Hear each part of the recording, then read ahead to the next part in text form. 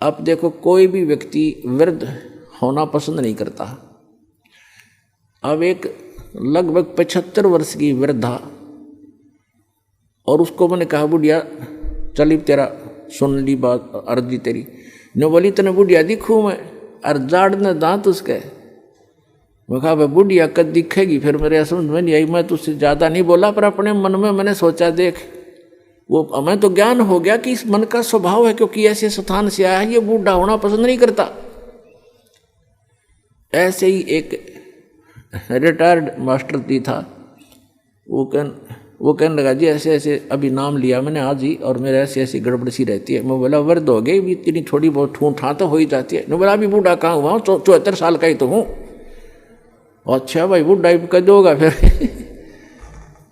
तो ये स्थिति हमारे मन की है, और ये बिल्कुल ठीक है। क्योंकि और फिर मृत्यु क्यों होती है? जब हम कितने सुखी हैं यहाँ पर, सारा जीवन एक संपत्ति संतान को जोड़ने में, उनकी सुरक्षा में, उनके पालन पोषण में लगा देते हैं, और फिर ना संतान का भरोसा ना अपने आप का। एक सेकंड में के बिजली गिर जाए इस गंदे लोक में। तो ये इसका समाधान बताया भगवान। अभी तक विकल्प नहीं था हमारे पास। हम ज़्यादा से ज़्यादा स्वर्ग माना करते थे, स्वर्ग चले जाएंगे। स्वर्ग का नहीं पता था, स्वर्ग में गए हुए प्राणी भी वापस आते हैं। श्रीमद् भगवत गीता अध्याय नंबर 8 के श्लोक नंबर 16 में कहा कि अर्जुन जो मेरी भक्ति करता ब्रह्म तक की, जैसे गीता अध्याय नंबर 8 के श्लोक नंबर 13 में ये गीता ज्ञानदाता कहता है मेरा एक ओम अक्षर है मुझ ब्रह्म का। ओम इति एकाक्षरम ब्रह्म विवरण माम अनुसमरण यह प्रयाति तजन देहम से याति परमाम गतिम। मुझ ब्रह्म का केवल एक ओम मंत्र है, नथिंग एल्स। इसके अतिरिक्त कोई मंत्र नहीं। ये और अटपट करते हैं ओम नमः शिवाय, ओम भगवते वासुदेव नमः, एवं नमः, ये बकवाद है सारी। ये मंत्र नहीं मोक्ष मार्ग, ये तो भांग है समझ लो, गेहूं के बीज के स्थान पर।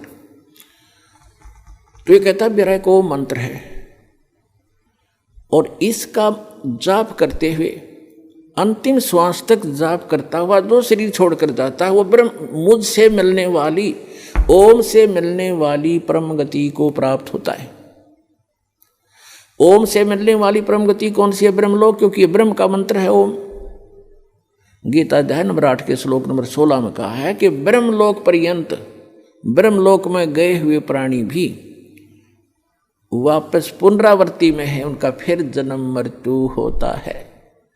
गीता ज्ञानदाता चौथे अध्याय के 5 और 9 श्लोक में, गीता अध्याय नंबर 2 के श्लोक 12 में, गीता अध्याय नंबर 10 के श्लोक नंबर 2 में गीता ज्ञानदाता कहता है कि अर्जुन तेरे और मेरे बहुत जन्म हो चुके हैं, तू नहीं जानता मैं जानता हूं। इसे सिद्ध है कि ब्रह्म ओम नाम का जाप करने वाले ब्रह्मलोक में गए, ब्रह्मलोक में के बाद भी जन्म मृत्यु में आए। और गीता ज्ञानदाता स्वयं कहता है मेरे और तेरे बहुत जन्म मृत्यु हो चुकी है, तू नहीं जानता मैं जानता। इसलिए गीता ज्ञानदाता 18वें अध्याय के 62वें श्लोक में कहता है कि अर्जुन तू सर्वभाव से उस परमेश्वर की शरण में जा जिसकी कृपा से तू परम शांति को और सनातन परम धाम को प्राप्त होगा।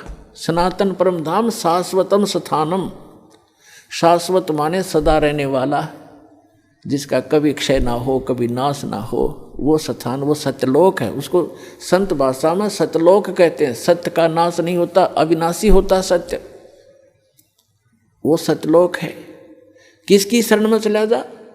गीता अध्याय नंबर 8 के श्लोक नंबर 1 में अर्जुन ने पूछा कि हे भगवान गीता ज्ञानदाता से कि आप जी ने 7वें गीता अध्याय नंबर 7 के और श्लोक नंबर 29 में 29 में कहा है कि जो व्यक्ति जरा और मरण से छूटने का ही प्रयत्न करते हैं, जरा माने वृद्धावस्था और मरण माने डेथ मृत्यु, जो जरा और मरण से ही छूटने का प्रयत्न करते हैं, यानी संसार की किसी वस्तु की इच्छा नहीं रखते, ते ब्रह्म तत्विदु कर्षणम अध्यात्म अखिल च कर्मम, वो सारे अध्यात्म से और सभी कर्मों से और तत्ब्रह्म से परिचित हैं। अब गीता अध्याय नंबर 4 के श्लोक नंबर 32 और 34 में 2 कंसेप्ट क्लियर किए हैं। एक तो ये किया है कि सच्चिदानंद घन ब्रह्म स्वयं आकर के वो परम अक्षर ब्रह्म अपने मुख कमल से तत्व ज्ञान बताता है, उसके अंदर उस परमात्मा के पाने की यथार्थ विधि होती है, उसको तत्व ज्ञान कहा है। चौथे अध्याय के 34वें श्लोक में कहा कि अर्जुन तू उस तत्व ज्ञान को जो complete God given complete spiritual knowledge है, पूर्ण परमात्मा परम अक्षर ब्रह्म के द्वारा दिया गया जो सच्चा ज्ञान है, वो तत्व ज्ञान है, उसको तू तत्वदर्शी संतों के पास जाकर समझ, उनको दंडवत प्रणाम करने से, कपट छोड़कर सरलतापूर्वक प्रसन्न करने से वो तत्वदर्शी संत तुझे उस तत्व ज्ञान का बोध कराएंगे, उपदेश करेंगे। अब 7वें अध्याय के 29वें श्लोक में गीता ज्ञानदाता कहता है कि माम आश्रित जरा मरण मोक्षाय माम आश्रित यतन्ति ते, मेरे इस मार्गदर्शन का आश्रय करके कि तत्वदर्शी संतों की खोज कर लो, और वो तत्वदर्शी संत बताओगे उस तत्व ज्ञान को, जिन्होंने ये आश्रय कर लिया, मेरे संकेत समझ गए, वो केवल जरा और मरण से ही छूटने का प्रयत्न करते हैं, क्योंकि वो उस तत्व ब्रह्म से और यहाँ के सारे अध्यात्म ज्ञान से और सभी कर्मों से परिचित हैं। जैसे दास आज के सत्संग में आपको वही क्लियर कर रहा है कि ऐसे कर्म करते रहे, ऐसे कर्म करने से ये लाभ होगा, ये हानि होगी, ये भक्ति करने से ये इतना लाभ होगा, जो पूर्व के संस्कार आपके प्राप्त हैं उनसे आपको ये लाभ हो रहा है, सतभक्ति ना करने से फिर वो एक ही दम आप प्राप्तियाँ आ जाती हैं। और बहुत से प्रमाण भी आपको दिए, मंत्री थे, प्रधानमंत्री थे, मुख्यमंत्री थे, वो पूर्व जन्म के पुण्यों से बने हुए थे, आगे चार्जर था नहीं, आगे सतभक्ति थी नहीं, एक ही दम सब नाश हो गए, जैसे डिस्चार्ज हो जाती है बैटरी इन्वर्टर की, और एक ही समय एक ही दम सब सुविधाएं समाप्त हो जाती हैं। तो इस संपूर्ण अध्यात्म ज्ञान से सभी कर्मों से जो परिचित हो जाते हैं वो तत्ब्रह्म से परिचित है, और इन कर्मों से अध्यात्म ज्ञान से वो ही जरा और मरण से छूटने का प्रयत्न करते हैं। जरा माने वृद्धावस्था का कहर। पुणात्मा, अब आप देखते हो कोई बूढ़ा चल रहा लाठी के सहारे, कभी बैठ जाता कभी चल पड़ता रहा, आप जब युवा हो स्पीड से निकल जाते उसको यूँ देखते हुए, आपके कभी सपने में बनाती या दुर्गति थारी भी होगी, आपकी भी होगी। तो जब तक आपको ये ज्ञान नहीं होगा तब तक ये मन की बकवाद समाप्त नहीं होंगी। इस ज्ञान से 90% लगाम डल जाएगी इस मन पापी के, जो दास आपको बताने चाह रहा है, जो बेमतलब की रिश्वतखोरी, चोरी, हेरा फेरी ये करते फिरते सारा दिन झूठ बोलते हैं पेट के लिए, और 1 सेकंड का भरोसा नहीं कहाँ बिजली गिर जाए। और जब हम इस परम पिता की शरण में आ जाएंगे, आपको चार्जर मिल जाएगा, हैंडपंप मिल जाएगा, कितना जल भर लो, दूसरे का क्यों चराओ, तो अपना भरो ठाठ के, कितना ठोक लियो, मटके भर के धर लियो सपेर। तो हम अविधिवत चलने से चोर उचक्के बन गए, और शास्त्र अनुकूल साधना करने से आपको यहाँ भी सुख देगा और वहाँ पहुँचावेगा आपको जो गीता ज्ञान दाता बता रहा है। अब बताएंगे आगे। अब गीता ज्ञान दाता बता रहा है कि जो मेरा इस ज्ञान को आश्रय कर लेते हैं, तत्वदर्शी संत की खोज कर लेते हैं, उससे फिर उस तत्ब्रह्म की जानकारी हो जाती है। तत्ब्रह्म, उस परम अक्षर ब्रह्म की, उस परमात्मा की, जिसमें 18वें अध्याय के 62वें श्लोक में जिसकी शरण में जाने के लिए गीता ज्ञानदाता कह रहा है, उसकी जानकारी होती है और सभी कर्मों से परिचित हो जाते हैं, और सभी अध्यात्म कंप्लीट स्पिरिचुअल नॉलेज से वो परिचित हो जाते हैं। तो केवल वो जरा और मरण से छूटने का प्रयत्न करते हैं। जैसे बाप दास ने उदाहरण दिया कि एक बुढ़िया 80 साल की, 75-80 वर्ष की, और मुंह में दांत नहीं, और उसको मैंने कह दिया बुढ़िया पीछे हो, दूसरी को आने दे, बहनों को ने बोली इतना बुढ़ी दिखूँ मैं, वो तेरा गजब हो, 80 साल की जाड़ नहीं। ये बिल्कुल सही है, क्योंकि हम वृद्ध होना कति लायक नहीं करते और न ही हम मृत्यु पसंद करते, और ये दोनों डेफिनेट ये दोनों डेफिनेटली होंगे, मृत्यु भी होगी और वृद्ध भी होंगे। तो पुण्यात्मा 8वें अध्याय के प्रथम मंत्र में अर्जुन ने पूछा कि हे गीता ज्ञानदाता से कि हे पुरुषोत्तम, क्योंकि उसको पुरुषोत्तम मान रहा था, वो श्री कृष्ण मान रहा था कि श्री कृष्ण ये ज्ञान दे रहा, लेकिन श्री कृष्ण के अंदर यूं काल बोल रहा था गीता ज्ञानदाता।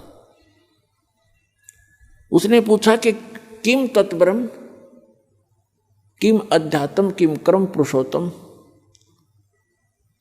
तो उसने पूछा कि वो तत्ब्रह्म क्या है जिसको जानकर, और क्या वो अध्यात्म ज्ञान है, उसके विषय में गीता ज्ञानदाता 8वें अध्याय के 3रे मंत्र में कहता है, श्लोक में, कि वो परम अक्षर ब्रह्म है। वो परम अक्षर ब्रह्म है, गीता ज्ञानदाता से अन्य है वो भगवान, जो सर्व सुखदायी है, सर्व पाप नाशक है, और जो शाश्वत स्थान प्रदान कराने वाला है। इसलिए 18वें अध्याय के 62वें श्लोक में कहा कि अर्जुन तू सर्वभाव से उस परमेश्वर की शरण में जा, उसकी कृपा से ही तो परम शांति को और सनातन परम धाम को प्राप्त होगा। अब गीता ज्ञानदाता ने तो 8वें अध्याय के 13वें श्लोक में अपनी साधना बता दी कि मेरा एक मुझ ब्रह्म का केवल एक ओम अक्षर है। ओम इति एकाक्षरम ब्रह्म व्यवहारण माम अनुसमरण ये प्रियाति तजन देहम स याति परमाम गतिम। अब उसने स्पष्ट कर दिया कि मेरा तो एक ओम मंत्र है मुझ ब्रह्म का, और ओम से क्या मिलता है ब्रह्मलोक। 8वें अध्याय के 16वें श्लोक में बता दिया कि ब्रह्मलोक पर्यंत, ब्रह्मलोक में गए हुए प्राणी भी पुनर्जन्म के अंदर हैं। वो शाश्वत स्थान नहीं हुआ जहाँ जाने के बाद वापस नहीं आना पड़ता। 15वें अध्याय के 1 से लेकर 4 श्लोक में श्रीमद् भगवत गीता में कहा है कि अर्जुन ये उल्टा लटका हुआ संसार रूपी वृक्ष है, जिसकी ऊपर को जड़ जो मूल है वो तो परम अक्षर ब्रह्म समझो, वो तो पूर्ण परमात्मा है, और नीचे को तीनों गुण रूपी शाखा है, रजगुण ब्रह्मा, सदगुण विष्णु, तमगुण शिव जी। और जो संत इस उल्टे लटके हुए संसार रूपी वृक्ष के सर्व भाग बता देगा, सब विभाग बता देगा, पार्ट्स ऑफ द ट्री, स वेदवित, वो वेद के तात्पर्य को जानने वाला है, अर्थात वो तत्वदर्शी संत है। 4 अध्याय के 34वें श्लोक में कहा है कि उस तत्वदर्शी संत की शरण में जा, उनको दंडोत प्रणाम करने से, कपट छोड़कर प्रश्न करने से वो तत्वदर्शी संत तुझे उस तत्व ज्ञान का उपदेश करेंगे। उसकी पहचान बताइए 15वें अध्याय के प्रथम मंत्र में, जो उल्टे लटके हुए संसार रूपी वृक्ष के सभी छंद बता देगा, सब विभाग बता देगा, सवेदवित, वो तत्वदर्शी संत है। जब परमात्मा कबीर परमेश्वर जी आदरणीय परम पूज्य कबीर परमेश्वर जी आदरणीय स्वामी रामानंद जी को सचखंड लेकर गए थे, फिर उनको वापस छोड़ा था, तब कहा था दोहू ठौर है, एक तू भया एक से दो, और रामानंद कह हम कारणे तुम आए हो मगजो। तुम साहेब तुम संत हो, तुम सतगुरु तुम हंस, और गरीबदास तेरे रूप बिना और न दूजा अंश। तुम ही साहेब हो, परमात्मा हो, तुम ही सतगुरु हो, सच्चा ज्ञान मालिक आपके पास ही है, इस विश्व में किसी के पास सच्चा ज्ञान नहीं है, आप सतगुरु हो। तुम साहेब तुम संत हो, एक संत, संत माने सीधा, संत सोए दो सीधा चले, सब बकवादें छोड़ दे, यहाँ की सब बुराइयों से हट करके अपना जैसे मालिक दे उसमें विश्वास, उसी में गुजारा करे। संत सोए दो सीधा चले। तुम साहेब तुम संत हो, तुम सतगुरु तुम हंस, यानी सब बुराइयों से बचे हुए एक सच्चे हंस, सच्चे भक्त भी आप ही ने भूमिका की है। तुम साहेब तुम संत हो, तुम सतगुरु तुम हंस, और गरीबदास तेरे रूप बिना और न दूजा अंश। तो उस सतगुरु रूप में आए हुए 600 वर्ष पहले कबीर भगवान ने ये तत्व ज्ञान बताया था उस परम अक्षर ब्रह्म ने। वो काशी के अंदर जो धाणक रूप में रहे थे, दुल्हाए रूप में, वो परम अक्षर ब्रह्म थे, और आज भी हैं वो हमारे को ज्ञान देने आए थे, हमारे को एक ट्रायल देने आए थे कि संसार में गणे धन की जरूरत नहीं है, जो घना इकट्ठा करता हो महामूर्ख है।